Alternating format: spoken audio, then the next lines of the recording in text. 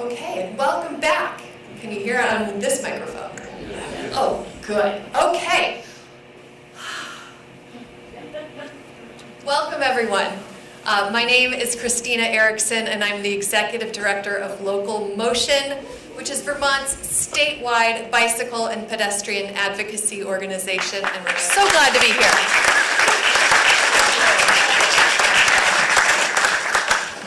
Again, I want to welcome folks that are in our physical room, folks that are joining us throughout the state through our live stream feed through CCTV Town Meeting Television. Welcome to you out listening from wherever you are, comfortable in your cozy homes. Want to again acknowledge folks that we have with us in the room, some elected officials, some Vermont Agency of Transportation employees, past and present, and Local Motion employees and volunteers and supporters, and we really are very grateful that you're here and for the roles that you play to make this fantastic organization and this fantastic community, statewide community possible. So thank you all for being part of that. Local Motion has a long history with the Island Line Trail in particular, one of the rail trails that we are so lucky to have in our state. And actually our bike ferry started in 1999, and Brian Costello is going to fact check me on all these things, but shuttling people first across the Winooski River until the bridge was built in 2004. I've lived in Burlington since 2006. I just always thought that bridge was there, but some of you remember that wasn't the case. And some of you worked really hard to make that not the case anymore. And now we operate that great boat across the cut at the Colchester Causeway. And this season, we had over 39,000 boardings with passengers from at least 55 Vermont cities and towns, 37 states, and 9 countries, including Canada. And we were really grateful for our Canadians. There weren't that many, but we were glad they were here.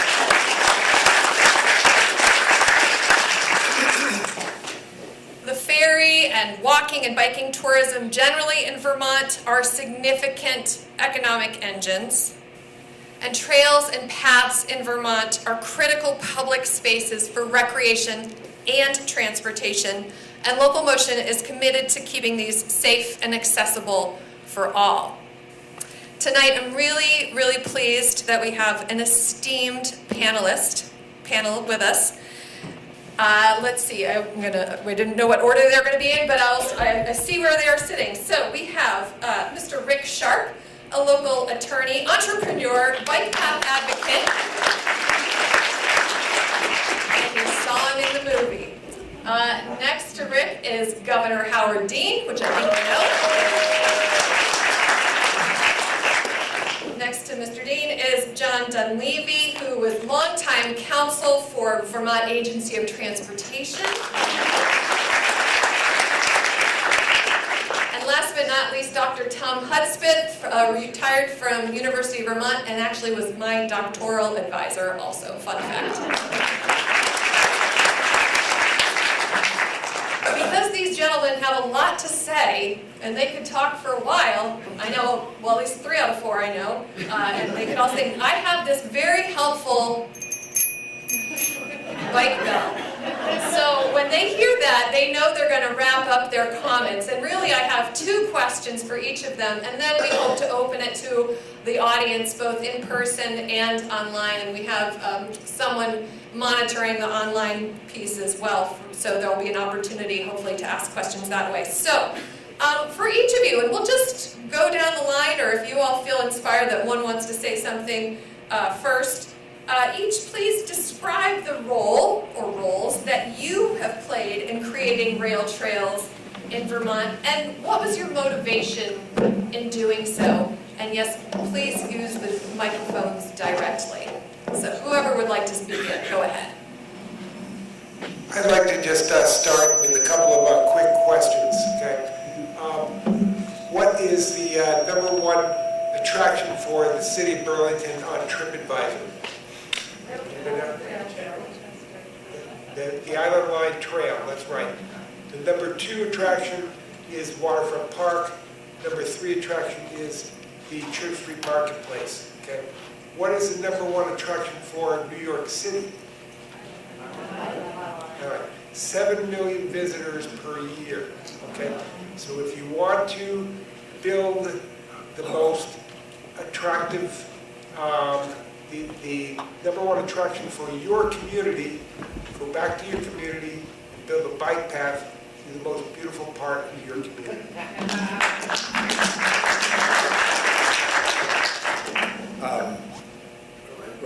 Can I answer any questions? Who are you? What did you do and why? Well, I'm Howard Dean, and Rick claims I called him one day and said we need to do this, but none of this could have been done without grassroots effort. Every time I see Tom, who I think recruited Dorothy Hunt, we had a 90-year-old lady doing our whipping to get people to come to the meetings, and sometimes we had meetings with 100 people.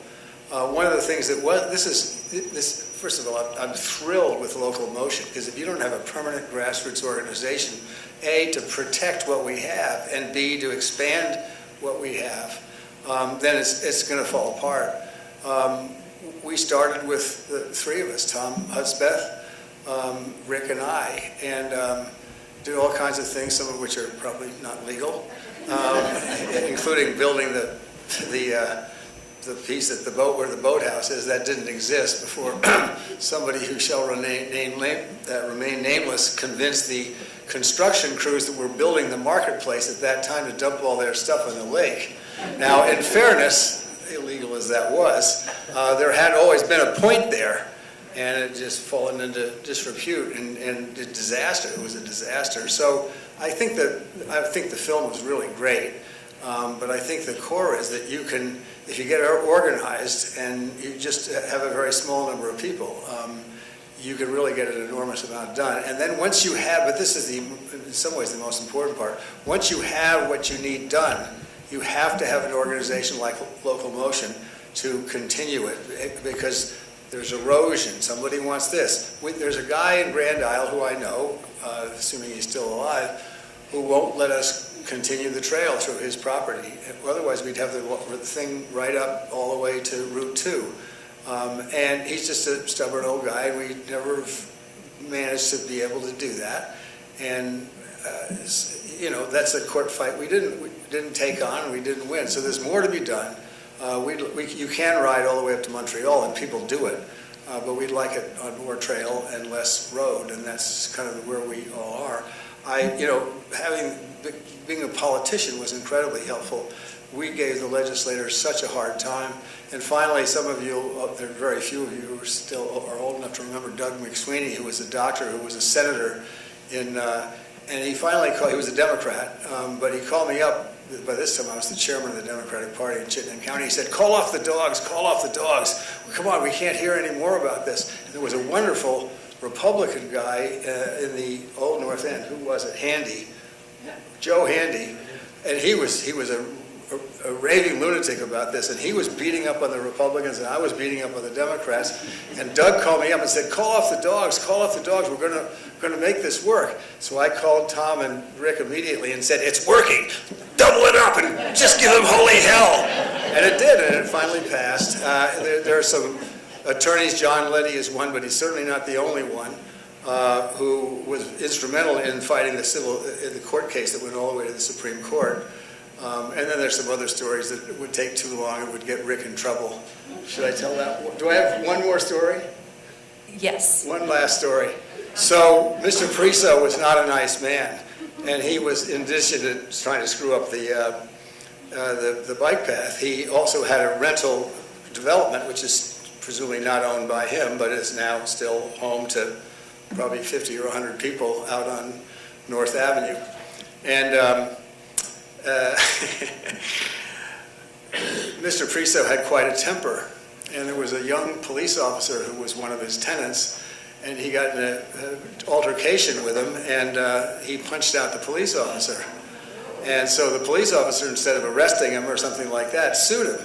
And the young police officer got a very smart attorney named Rick Sharp, to represent them. And so Rick just put in hundreds and hundreds of hours free, except they weren't quite free because his share of the proceeds when they won the lawsuit went in to helping to fund the Citizens Waterfront Group as we continue the effort.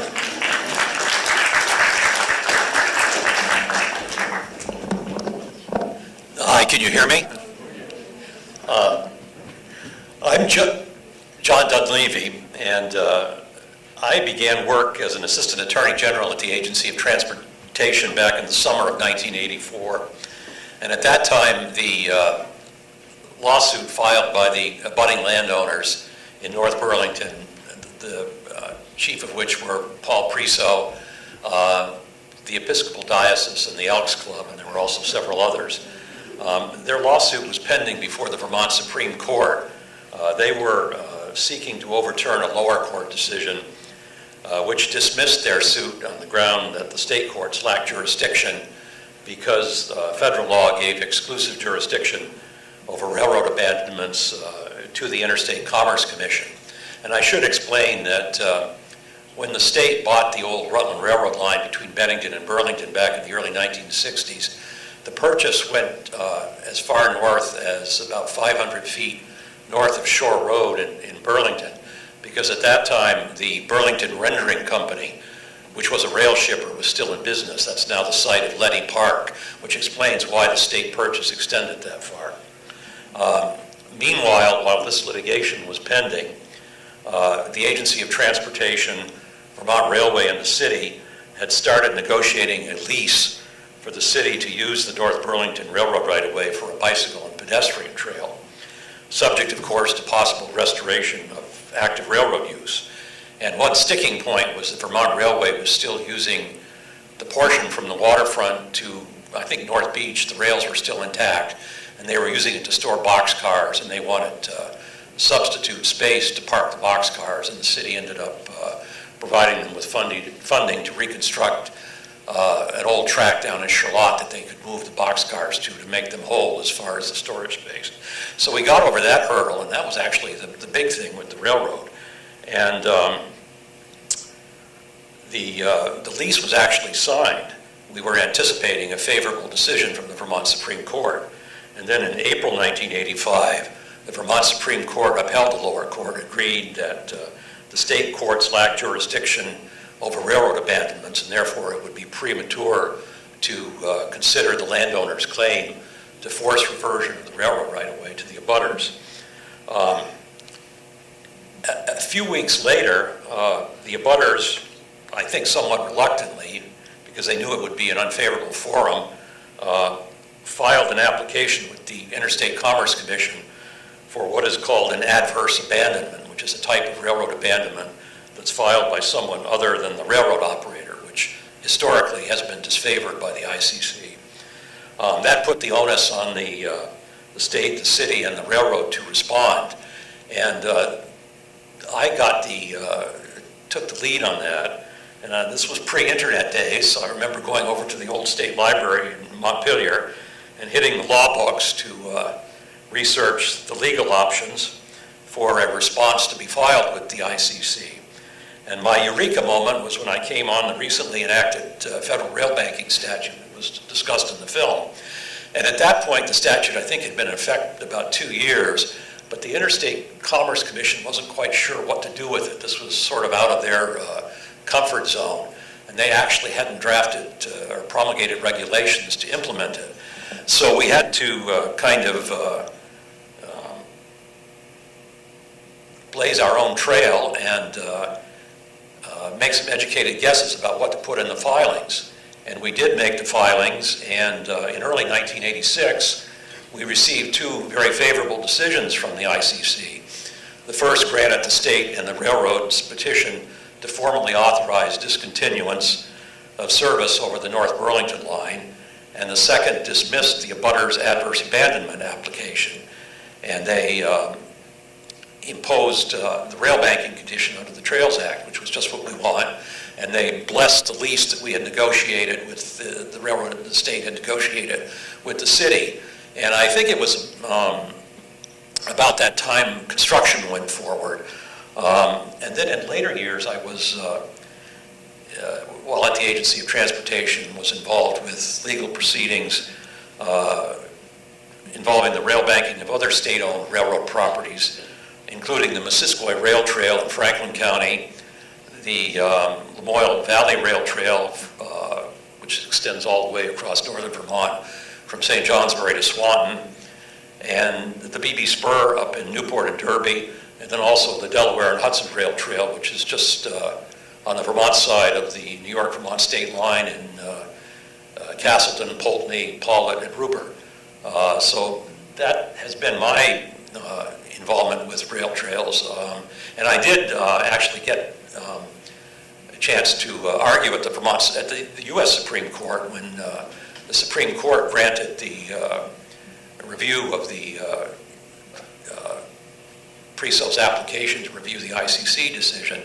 And we did get a favorable decision from the Supreme Court upholding the constitutionality of the rail banking law under the Commerce Clause of the U.S. Constitution, and saying that the findings made by the ICC were appropriate and so forth, and saying that if there were any claims about impairment of property rights, their remedy was to file a claim for money damages against the federal government, not the state, in the Federal Court of Claims in Washington, which is what the Presos ultimately did. Thank you.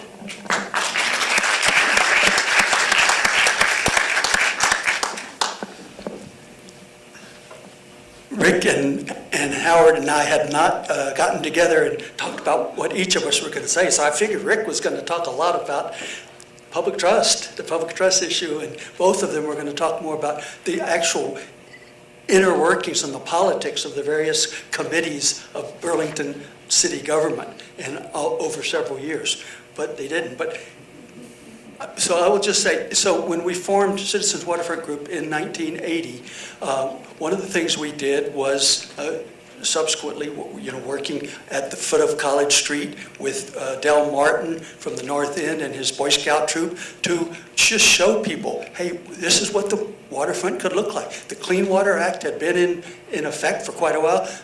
The water was clean. People could go down to the waterfront, except they couldn't get to it.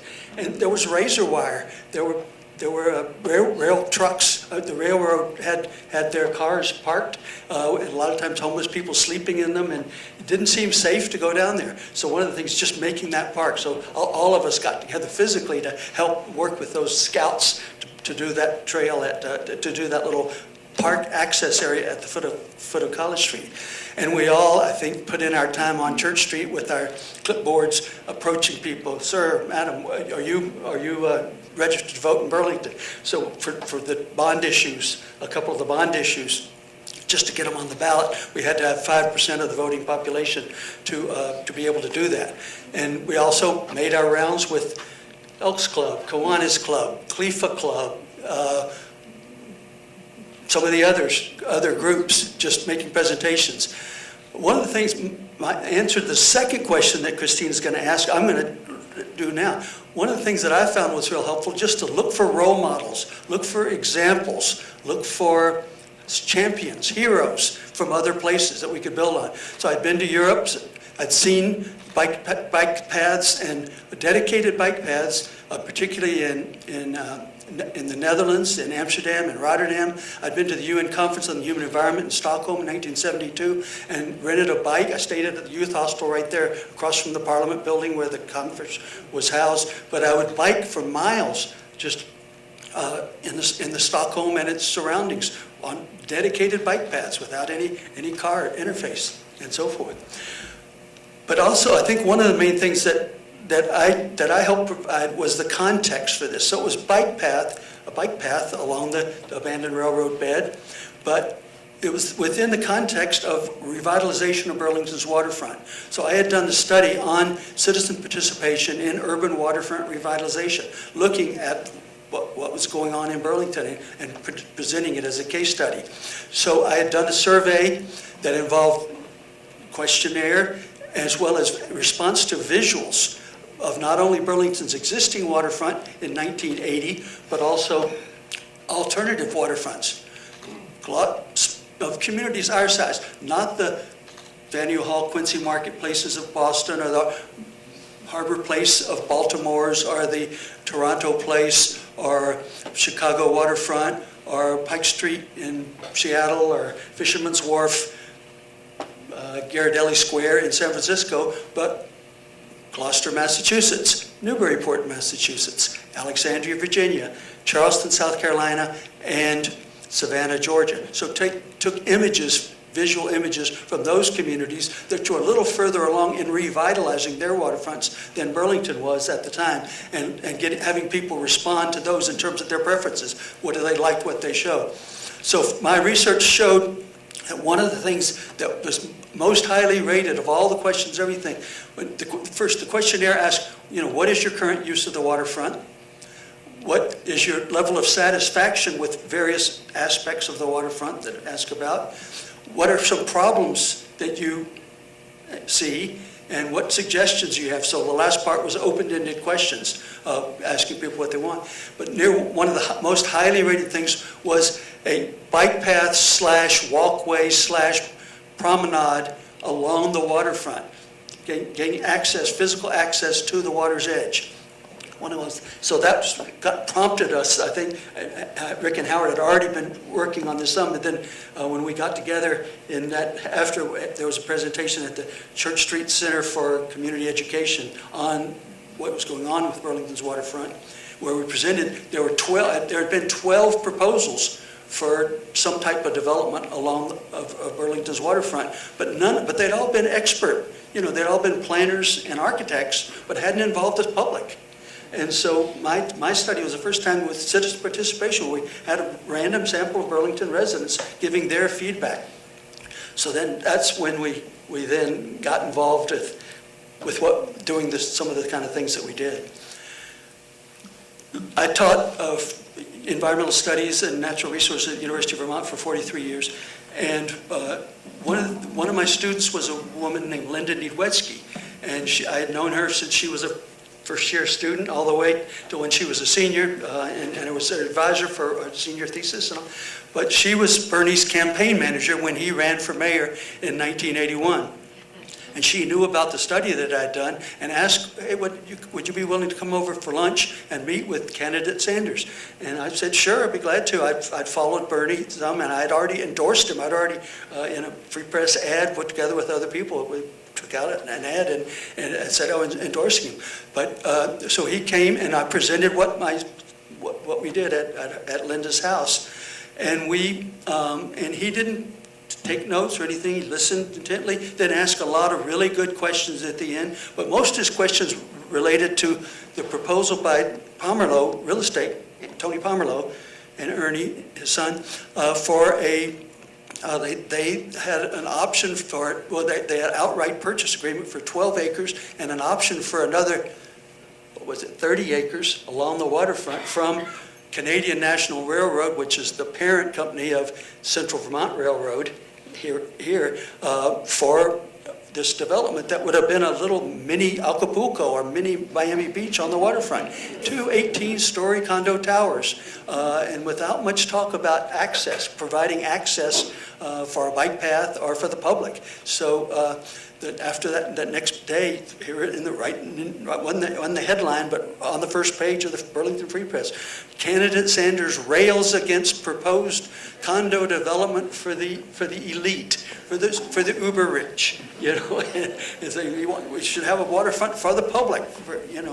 All the public should be able to have access to this. And so Linda ultimately became his administrative assistant. But so one other thing in terms of my role. Nope, Tom, we're going to pause. I knew this was going to be hard. All right, we're going to pass it to Rick. Oh, yes. Say your name again for me, please. Tom Hudspeth. Say that louder. Tom Hudspeth. For the record, that was Dr. Tom Hudspeth. Okay, Rick, on to you. Okay, so I just wanted to compliment everyone that is up here. Howard Dean, if you don't know it, is almost singularly responsible for the bridge across the Winooski River. $3.5 million for a bike bridge. There was a lot of opposition to it at the time, and the following governor was going to kill it.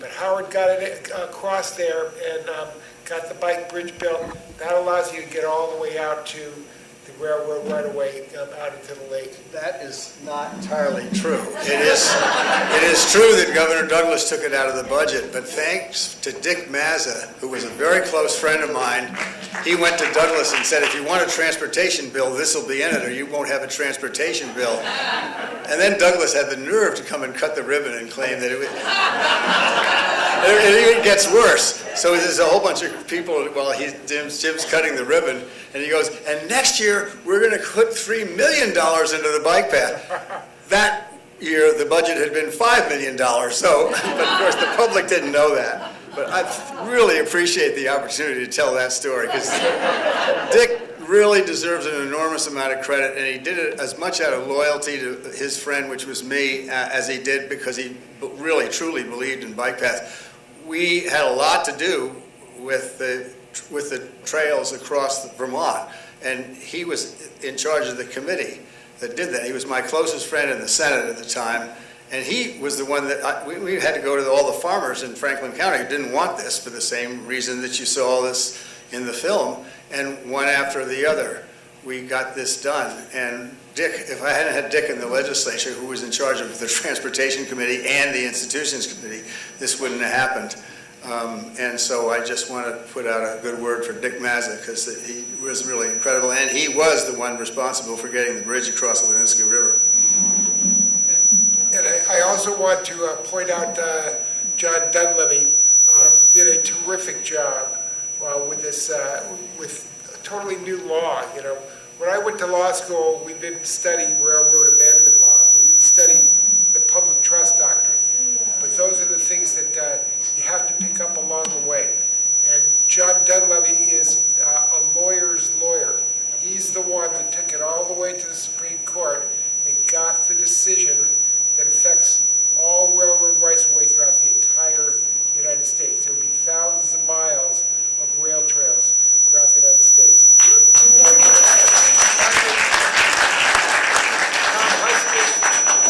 Person that got it all started by talking to Howard and I about it, okay? We are the spark plugs of the Burlington Bike Path. Okay? We need more spark plugs around the entire state to create more trails. And maybe you don't have a used old rail line in your area that you can easily convert to a path. Well, now it's time to start making paths where none existed before, okay? So one of the things that I am proposing at this point, V-Trans just did a study last year on, V-Trans did a study on a bike path from the Massachusetts border up to Canada along the Route 5 corridor, the eastern part of the state. My own feeling is that yes, we should have a trail going all, a bike path dedicated just to biking, no cars, all the way from one end of the state to the other like that. But rather than trying to pitch it into Route 5, it should be right on the banks of the Connecticut River, all the way to the Canadian border. I grew up in Bellows Falls. There's a rail line north of Bellows Falls that runs for about 3 miles. It would be easy to create it, wouldn't be easy, but it cost a couple $1 million. But you can create a bike path right along that rail line that runs right out into the setback in the river, very much like the Island Line Trail here with water on both sides. That kind of a pathway takes a lot of effort and a lot of people working together to make it happen. That's what happened with us. We were the spark plugs that got it going, but there were so many people that picked it up and went with it from there. Brian Costello is certainly got to be one of the really important ones that started the bike ferry, and Chapin Spencer as well. So if you look at the highlight as well, 2 people that got that whole thing running. If you get a small group of people that are dedicated to it and go for the vision that you are creating, you will create the #1 attraction in your community. So go back to your communities and create those attractions. We That's a perfect segue, Rick, and just thinking about for those who continue to work on new or expanding rail trails and other paths such as that within the state, what advice do you all have to share from your past experiences? What do you think folks need to do to be those next spark plugs? Don't take no for an answer. Don't take no for an answer. That's really what you have to do, and stick to it. There'll be good times where you're making progress, and There'll be not so good times, and you just have to put your head down and keep going. For me, the most extraordinary thing when I'd get low would be the volunteers. There were 20 or 30 people who showed up to build a path where the bike path is now through the rickshaw rubble pile, but we built a path that went out, a brick path that went out so people could go out and enjoy the tip of whatever it was called at the time, some point or other. This movie was great, a great discussion of how you do grassroots organizing. You find an issue, when the politicians don't want it, you keep going, and you do not take no for an answer. I thought one of the greatest pieces was in the very beginning of the film, when they talked about a woman that was in the organizing in Texas, and she put her finger right on the button. The key is the politicians. And there are not going to be many that are going to do this out of the goodness of their heart, because they're not risk takers. So you've got to make it risky for them not to do it. And that's exactly what we did. And we didn't take no for an answer. And it was not just the four of us. And I agree with Rick. John is a lawyer's lawyer. And without him, none of this would have happened, because even though Rick is a smart lawyer, he's not up to arguing before the Supreme Court. But just steadiness of purpose, shoring up. One of us would get down and say, oh God, this is never going to happen, and the other ones would jump in and say, oh yeah, it is, and you're going to have your low moments. This is a wonderful model for community organizing, and you should never take no for an answer when you're community organizing, and there is no time limit. If you get knocked down, if it takes 20 years, if it takes 30 years, that's how things get changed. I thought it was a great film, and I'm really grateful for that you guys showing it. Other words of wisdom? I'm hearing you, and I'm not going to take no for an answer. I just wanted to follow up on Rick's comment about what's called trails with rails. In other words, a trail along an existing railroad. And certainly there are circumstances in which it's doable, but folks considering that have to be realistic. The railroad operators, they're private corporations. The officers have a fiduciary duty to the shareholders. They're very averse to litigation. They see themselves as sitting ducks. So you just have to be mindful of that. There are a lot of issues to work through there. It doesn't mean it's impossible, but they're concerned about avoidance of interference with railroad operations and maintenance, physical barriers to prevent trespass or interference with railroad activities. There are always difficult questions with indemnification and liability insurance. And then when you get over those, you still have problems with contractors, because contractors are very leery of working in and around railroads because they have to work around tight work windows. And the insurance industry also requires them to obtain special insurance in addition to the normal insurance that contractors carry. So it's a challenging situation. I'm not saying it's impossible, but it is difficult.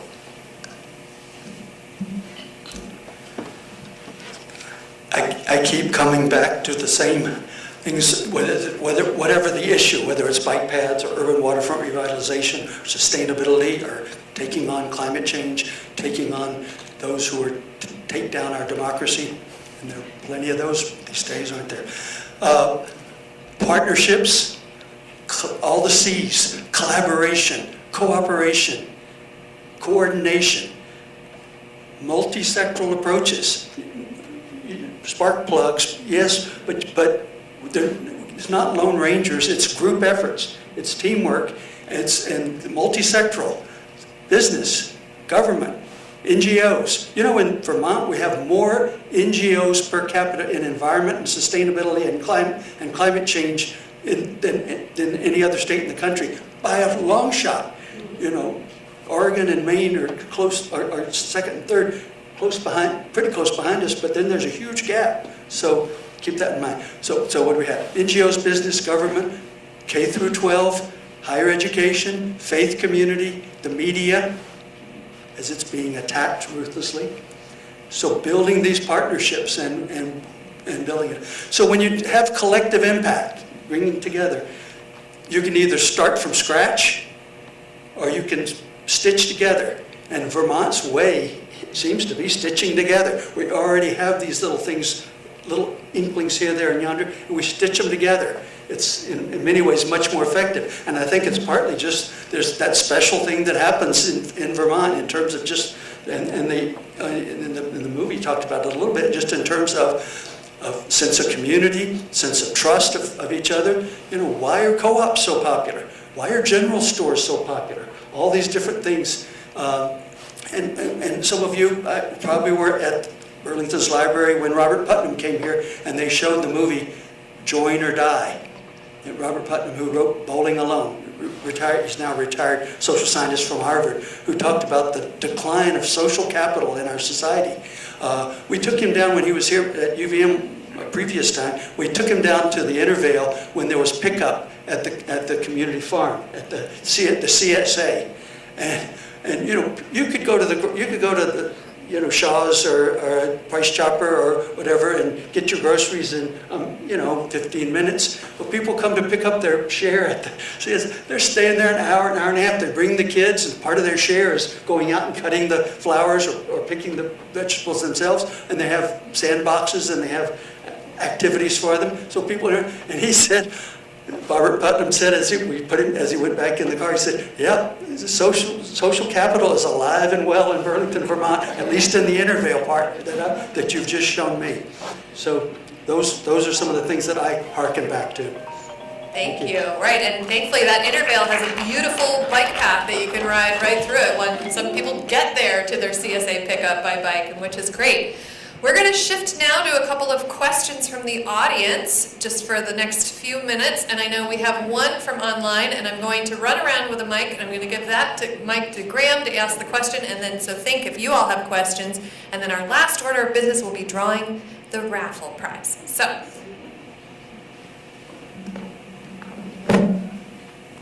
here we are, Graham. Sweet, yeah, so we have one online question. The question is, why didn't the court case win the whole railroad up through the islands? Actually, I can sort of explain that, and this actually happened back in the 1960s. The Rutland Railroad was abandoned, I think, in 1963. The state bought the part from Bennington to Burlington, including up to north of Shore Road, and then the segment from there up to the mouth of the Winooski River was purchased by the city of Burlington, by the Burlington Electric Department, because they had a power line, and they wanted to make sure they didn't lose that. The remainder of the line up through the islands, the state actually did purchase the line after the Rutland Railroad had completed the abandonment, but there was no, at that time, there was really no plan about what to do with it. Sections of it were incorporated into relocations of US Route 2. Some sections were transferred to the towns. And of course, the causeways were on the lake bed, so the state owned the underlying lake bed. But at some point, and I think some others were transferred to the Department of Parks and Recreation, whatever it was called in those days, Fish and Wildlife. And Which was not friendly to us. exactly. And I think at one point during the Hoff administration, somebody did float an idea for a rail trail, but it was an idea that was before its time. That there was hostility toward the idea of a linear corridor like that. And eventually the state, and with 20/20 hindsight, this is very unfortunate, but they actually published ads in legal sections of the newspaper disavowing any ownership interest in all these segments that hadn't been transferred to the state agencies or the towns, and they were allowed to revert to the property owners. So the continuity of the corridor was broken up. Again, very unfortunate, but in that era, nobody could see the benefit of a trail. And I mean, with 20/20 hindsight, it's terribly unfortunate, but there wasn't much we could do about it by the 80s. Thank you. Other questions from the audience that you would like to ask? So, in the movie and in your experience, we've gone from a state where there were lots of landowners that feared this bike path because it would ruin their property. Poor people would come on bikes and steal things from them. I had friends in Colchester that were so concerned that the bike bridge would come in and this just disreputable Burlington people would be going into their town. And now we're in this point where we're worried about gentrification because of bike paths, right? How did the real estate community get it so wrong? I can't answer that question, but it does remind me that I got a call from John Letty at the city one day when the latter stages of the pre-sale litigation, and he said, I was just looking at the apartments for rent ads in the Burlington Free Press, and Paul Priso has some vacancies, and one of the things he's touting is proximity to the bike path.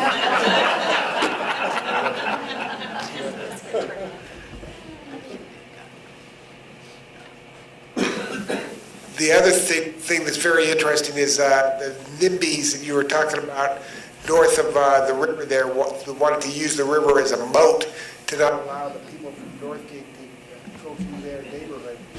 You go up there today, there's a bike. Don't turn that button Oh, I'm off. sorry. You go up there today, and they still have to go down that street through the Biscayne Heights neighborhood. But when you go down there today, their kids have lemonade stands, and they're servicing all the bike path people that come by. So the entire attitude has changed from what we started, and that happens in community after community after community, that everybody was afraid of these paths coming in there. They actually are a big benefit. They increase the value of the properties that are along the bike path. When someone goes to sell their house, they have a sign for sale out on the bike path. So that's what I think the lesson here is, to go back to your own communities and create those kind of pathways and insist on it. Remember that the government put a lot of money into water transportation way back when, canals and locks and lighthouses. Then they went to the railroads. We gave millions of acres to the railroads. Okay? Now we got public highway system, the interstate highway system. We put millions and millions of dollars into that. What we haven't done is built the fourth form of transportation, and that is biking and walking. So now you need to go back to your governments and tell them you've done it for all those other forms of transportation. Do it for biking and walking as well, and create those pathways in every community. Burlington should not be the only community in the state that has this beautiful bike path running right along the waterfront. Connecticut River is the most beautiful thing in Bellows Falls, Vermont, and that's why I think that when you go to build a new bike path, build it along the river. Build what you want. Actually, let me just add something to that, because it's not quite that bleak. When we did the bike, when I was governor, we did the bike path across the state, and there was resistance, particularly from a lot of the farmers, and God knows what they thought we were going to do to their cows and all this kind of stuff, but they were genuinely worried. Now it's very popular in Enosburg because a lot of people stop off in the Enosburg General Store and buy stuff. If you go out further, and I think Governor Scott has talked about this, who has reconstructed after a couple of storms, a couple of times they reconstructed the bike path that goes out to St. Jay. People like that. The local people like it for exercise, and it brings tourists to spend money in parts of the state that don't often get a lot of tourists that spend money. So it's pretty much of a no. I mean, the one thing I do worry about is motorized vehicles and that kind of stuff. It's a big problem in Burlington. It is going to be a problem elsewhere, and I think we're going to have to be really tough about that. But this is a problem that as soon as people get this in their community, it becomes valuable to them, either for commercial reasons or for their kids. As people have said, tons and tons of kids on the path learning how to ride bikes and so forth. Other questions?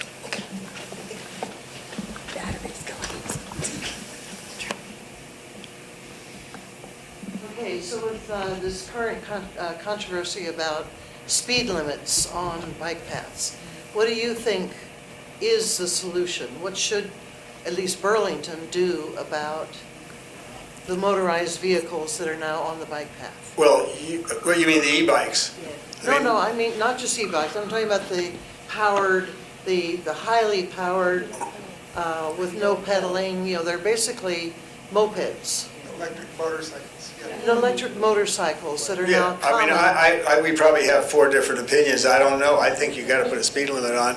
And the trick is, you got to put a speed limit on, but you don't want to discourage the hotshots from Quebec who love to run up and down it in their gear on bicycles. So it's a problem. I can't bring myself to say we should kick e-bikes off because there are a lot of old people, including me, who might like that sometime. But there's going to have to be, something's going to have to be done. I've been asked this before. I'm incredibly grateful to Peter Clavel because he was mayor for a very long time, and he really modernized the path because it was sort of a little of this and a little of that here and there. I hope it doesn't have to get wider, but it might.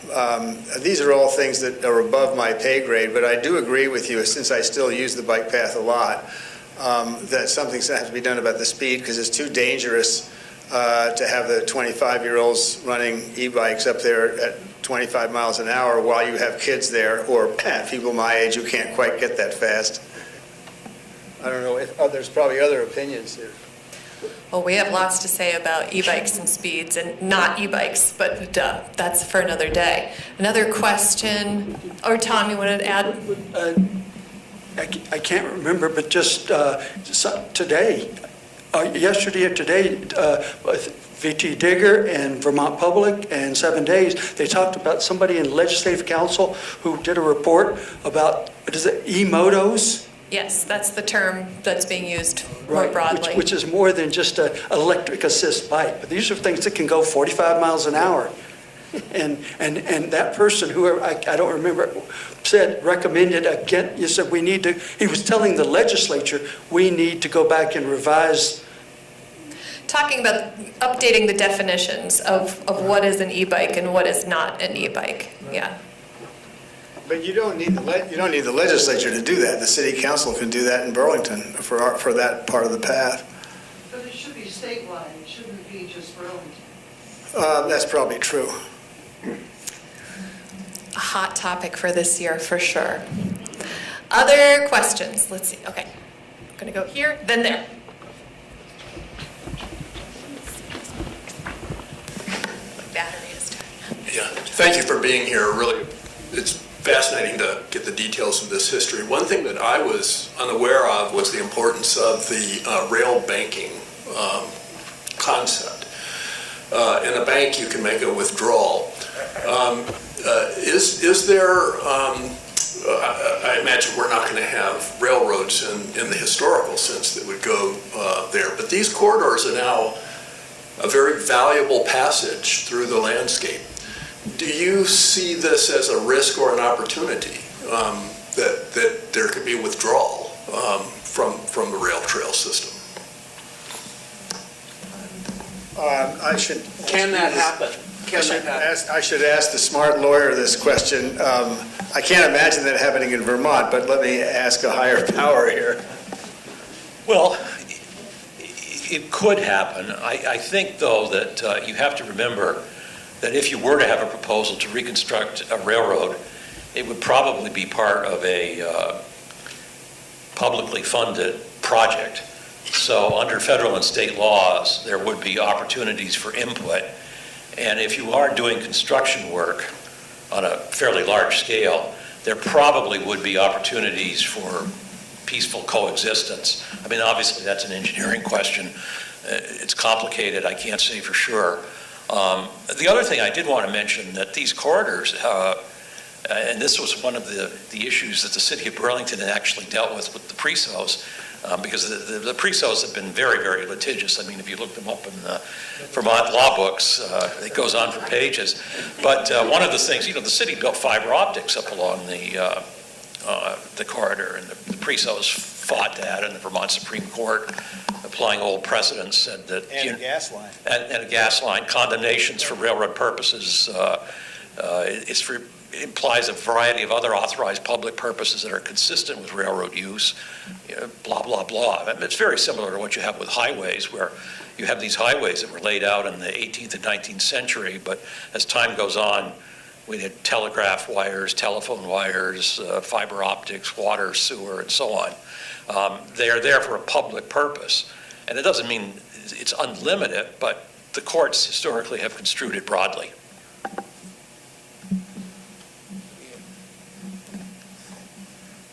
You're right, though, that it is somewhat of a legal fiction that you're taking this, you're rail banking this particular rail, where in a lot of places it will never go back to a railroad. We know that. The High Line is a perfect example of that. That will never go back to a railroad.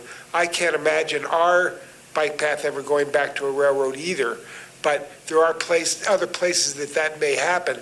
And I think that the Supreme Court made the right decision when it came to, do we let all these rights of way that are spread throughout the entire country go back to those adjoining landowners like it did up in the islands, or do we preserve that for future generations? And that was the right decision. That's what John argued at the Supreme Court, and the Supreme Court got it right. Said that's why we have these rail trails everywhere now. But it's not just rail trails. You need to start thinking about where you can put trails that are not rails, like along the Connecticut River, and you need to work in each of those towns to get those people to create that pathway. And it's been done before. Stowe, perfect example. Ann Lusk was a clothing designer. The town hired her for $5,000. She went out and talked to all the landowners all along there, got the rights away from them. Ta-da, the Stowe bike path. What's the #1 attraction in Stowe? The bike path. All right, we've got one last question out here. I'm delighted with all of our bike paths, and I'm especially thrilled with the Lamoille Valley Trail. And to me, it's a tremendous asset sitting there, and the next step doesn't seem to be putting into place by state tourism. And that is advertising to bring in outsiders. But right now, if outsiders come, it's a 3-day ride. Where do they stay? There isn't lodging at any of the major locations. I mean, if you divide that into 3 rides, you're going to wind up in Jeffersonville and in Hardwick. And there isn't much there. Even in Jeffersonville, the Jeffersonville Inn people say, oh, we're full during the summer anyway. We don't need the bicyclists. There's a kiosk right at the junction in Jeffersonville of all different town people who want to put their businesses there. There isn't one business that's a lodging entity for people who have just taken the risk to come to Vermont and ride. They have nowhere to go. I don't know whether the town could even create a tenting area, but there isn't that many people that really want to tent. But I'd like your opinion about the next step that the state could take to make this more public and bring more money in. Just before you get to that, just take a look at Burlington, Vermont. We went from one hotel downtown for the last 50 years to 5 hotels now. The 6th one is going to be completed this year. So that, in my opinion, that boom in the hotel rooms in downtown Burlington is a direct result of the way that we developed the waterfront and the bike path. And that's what can be done in a lot of other communities. What you're talking about is that we need more lodging along those trails. That will be the next thing that will follow, I think, once the trail gets established. So I think that you will see B&Bs and inns and whatever all along that trail that will spur economic development in the state of Vermont. I agree with that. I think that part of it is that trails have been interrupted. The Cross Vermont trails have been interrupted by the weather a few times. But if you look at even the Long Trail, which I had also had a lot to do with, because we didn't own a lot of it before I became governor. And now there is a significant amount of lodging along the Long Trail. Now that trail's been there for 75 or 100 years. So it's going to take some time, but I'm pretty optimistic. There are already sort of pop-up restaurants that maybe were sort of there anyway, but now you can go up and get an ice cream cone and a hamburger hardly right off the path, all the way across Vermont. And that's grown since those paths were open. Probably the businesses were there, but now they're advertising and they're bigger. I do think your question is a very good one, and it probably won't happen fast enough, but I think it is happening already. And again, I was especially pleased when I rode the Cross Trail up in Franklin County by all the development that was already going on in places like Enosburg Falls. They have definitely seen some economic impact. And it's also, the big deal is, there was a fair amount of resistance in Franklin County, and that has disappeared. If not from immediate merchants and the peer pressure they put on the other people that weren't so liking of it. So it does have the ability to transform towns and neighborhoods and commerce. I do think it takes some time, and probably the local folks can push that along a little bit with a little more advertising. And that's a perfect segue to actually a project that we are looking forward to collaborating on with our partners at the Vermont Agency of Transportation and the Rail Trail Program specifically. And we don't have details that we can announce tonight, but we are looking forward with working with communities along the Lamoille Valley Rail Trail to do that, to make sure folks know the wayfinding of when you get off in Hardwick, how do you find your way to the Co-op, which is this amazing store downtown. Because there's very little signage at the moment. So we really look forward to that next entity. My last order of business, before I thank everyone, is pulling a number out of this striped bag so that one lucky winner, can have a lovely Bivo water bottle, great Vermont-based bicycling company, and some local motion items. Number 809698. If you are here, you're not, so it's the next one. Number 869607. This is fun. Okay, one more, hopefully. Number 869600. If not, somebody's gonna go home. All right, 8695. Oh, 00. Yay! Okay, well, this will be yours. It's very exciting. Oh, one of our partners from Lake Champlain Basin Program. That's very exciting. We did not plan that, I promise. So, thank you very much to Rick Sharp. This was his idea, and I'm glad we could work on it together. Thank you to our esteemed panelists. Really appreciate you sharing your wisdom and experience. There will be more to come for sure. Thank you again to Main Street Landing, Old Spokes Home, Vermont Rail Trail System, and Vermont Public, and CCTV, Town Meeting TV, and Charlie behind the camera. All of you for being here today, all of you online, thank you so much. Really appreciate it, and let's go ride a bike together sometime. Good night.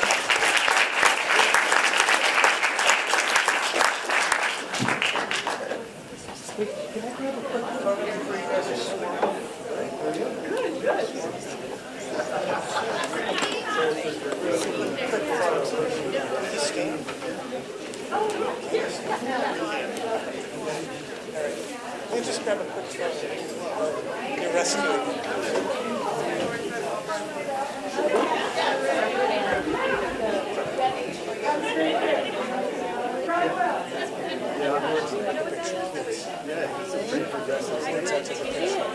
Doing that, actually, it's making look at me. Right. Okay, get a little closer together. Thank you. Cheese.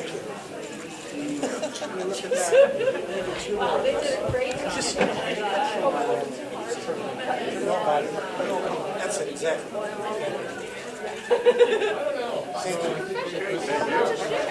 You know, one new place, Gene Richards, you know, bought the Johnson Woolen Mill. Yeah,